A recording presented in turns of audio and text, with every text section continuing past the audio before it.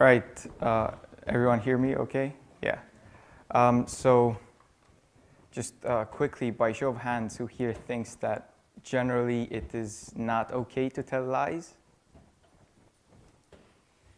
Wow, that is slightly concerning. Okay, so that's all of the empirical data that I'll be using for this presentation, seeing as how this is philosophy after all. So I'll be doing three things in this presentation. The first thing is to present what the traditional view of lying is, what the main counterexamples of it are, and the proposed solution to this. The second thing will be to basically present my argument to you, which is an overlooked way in which all of these counterexamples are semantically problematic.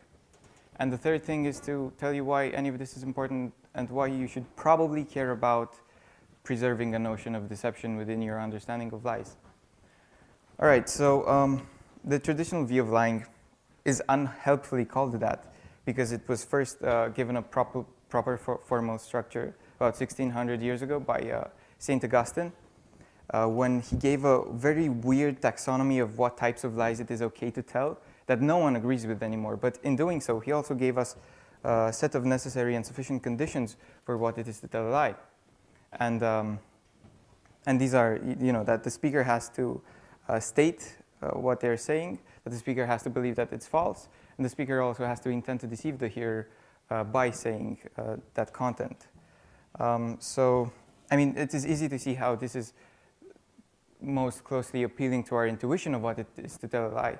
But all of these contemporary philosophers for the past 50 years have had some problem with this third condition that X intends to deceive the hearer, just because they like coming up with these borderline examples where it seems that a lie is being told, but there's no intention to deceive on the part of the speaker. And so, so they want to say that not only is an intention to deceive not necessary in telling a lie, but that's not actually what happens when you tell a lie at all. So, so there are three main types of counterexamples that it is accepted that have silenced this traditional view of lying. So the first type of an example is the bald-faced lie. So in this example, you have to imagine that a student has been caught cheating in on an exam for the fourth time in a row, and all of the evidence that she cheated is conclusive. There's a video footage of this. She was caught in the act. She is known for this type of behavior, and moreover, she doesn't really care about this. The reason she doesn't care is because she knows that in order for the dean to enforce any disciplinary action, she actually has to verbally admit to having cheated. So when she's confronted with the dean, naturally she says, "I did not cheat on the exam." But both her and the dean know that this is not true. And both are aware of each other's knowledge of this fact, so this is why it's a bald-faced lie. But in this case, we cannot say that there is an intention to deceive on her part for two reasons. First of all, she doesn't believe that by saying, "I did not cheat on the exam," she'll actually convince the dean of this. And second of all, she doesn't even care about whether the dean will believe this. All she wants to do is get away with her act. And so this is one case in which it seems like a lie is being told, but there's no intention to deceive on the part of the speaker. The second type of counterexample is the coercion lie. So this is a bit more sinister, but you're asked to imagine that a innocent bystander was the sole witness of a crime, and after committing the murder, the criminal goes up to the witness and says, "If you testify in court, you'll be my next victim." So naturally, when she has to testify before the jury, the witness says, "I did not witness the murder." However, in this case, we cannot say that really she has an intention to deceive the jury, just because she does not hope, or she does not wish, she does not desire to fool or deceive anyone. She might foresee that by saying that she will cause a false belief, but that's not her intention. She just wants to get away with her life. The last example is the knowledge lie. The most famous example of this is the scene in Spartacus, where the Roman general Crassus commands that the actual Spartacus reveal himself so that the army of slaves would be freed. And in an act of bravery, Spartacus stands up, but before he has a chance to say anything, these other two slaves stand up and say, "I am Spartacus." And one after another, all of the army some of the army starts standing up and proclaiming themselves to be Spartacus. Now the problem here is that after around speaker number 5, it is impossible to believe that by saying, "I am Spartacus," you will deceive anyone into thinking that it is actually you who is Spartacus, just because of the large body of evidence that it's probably not you who is Spartacus. Moreover, they don't actually intend to deceive the Roman general into thinking that it is them who is Spartacus. They just want to stop him from learning who the real Spartacus is. So it seems that the traditional view is quite in a pickle here. One way out of it is to just try to move around the conditions so as to be able to fit in all of these weird counterexamples. And this is what Jennifer Lackey did in a very recent paper. And a lot of people agree with her, but very recently, these two philosophers from Uppsala and King's showed some real problems with this type of approach, and it seems that it doesn't really work. Now, I argue that this does not actually exhaust all of our options. We can actually look at these counterexamples and see if they're semantically problematic or not. And so one way to make this case is to first draw on a distinction made by Paul Grice between natural and non-natural meaning. So in order to illustrate this distinction, imagine that you leave your carton of milk, which is empty, in the fridge so that your roommate can learn that there's no more milk, and just outright telling him that there's no more milk. Now, in the first case, it will mean to him that there's no more milk, but in the second case, you're a rational agent trying to communicate something to your audience. So you might be wrong, or he doesn't have incontrovertible knowledge with regards to the emptiness of the milk. So there is a very important difference. And so he gives a partly psychological account of what it is to non-naturally mean something, of which conditions are quite complicated, and some of them have been contested. But the one that everyone agrees with is this basic intention that the speaker actually has to intend to produce a belief in the hearer. And if we look at our counterexamples, it is precisely this intention that is missing from all of our cases. So the student can't be said to intend to produce a belief just because they don't actually care what the dean thinks. The witness doesn't intend to produce a belief just because she doesn't want to. And in the Army of Slaves, Army of Slaves case, they don't actually intend to produce a belief. They want to stop a belief from being produced, which is an important difference. And so if we can't say that they non-naturally mean what they say, then we can't, because of facts about speech act theory, say that an illocutionary act has been performed properly, so we can't say that a statement has been made. And so if we look at all of the accounts of lying, what they have in common is this first condition that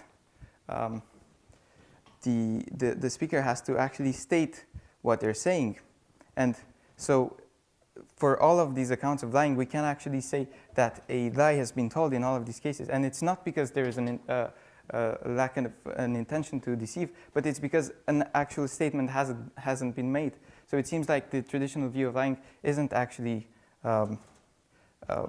put in danger by these counterexamples. It's the counterexamples that are faulty in this particular way. So why is any of this important? Well, I guess we shouldn't really just look to fit our semantic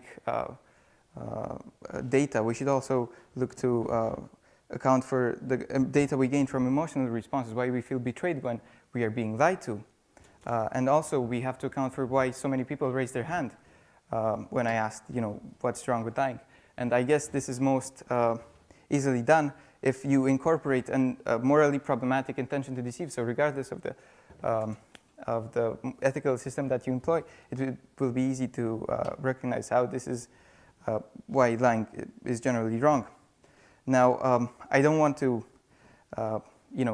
it would be wrong to construe me as, or construe the traditional theorist as saying that, lying is necessarily this bad thing. But what I'm arguing is that the burden of proof should be on the liar to say why their lie isn't wrong, rather than on the hearer to give evidence of why someone's lie is wrong. So if there's anything that I want you to leave with from this presentation is the fact that, especially now when lies are at a disturbing rate seeping their way into normalcy, you should probably be wary of philosophers or anyone trying to tell you that, lying isn't actually this thing where deception is involved. So yeah, that's it.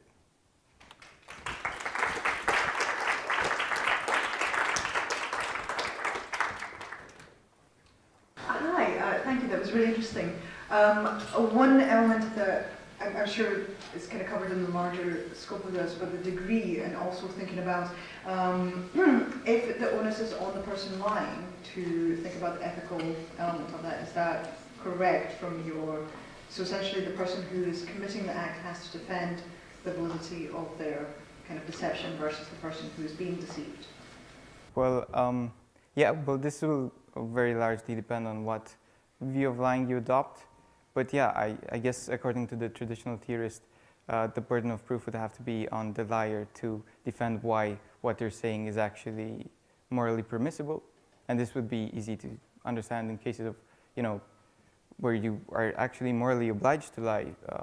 So, for example, if someone asks you, where your children are because they want to kill them, then I guess in that case you'd have a moral obligation to lie.